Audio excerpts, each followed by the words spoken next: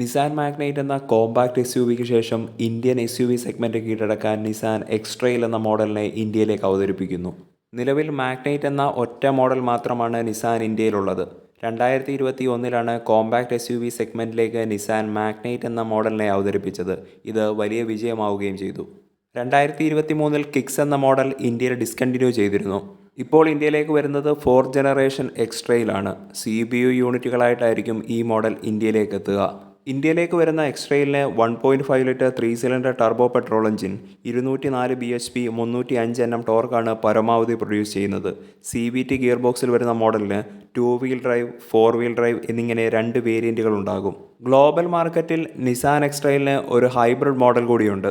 1.5 litre petrol എഞ്ചിനും electric മോട്ടറും combine ചെയ്തുകൊണ്ട് 350 bhp ആണ് പരമാവധി പ്രൊഡ്യൂസ് ചെയ്യുന്നത്.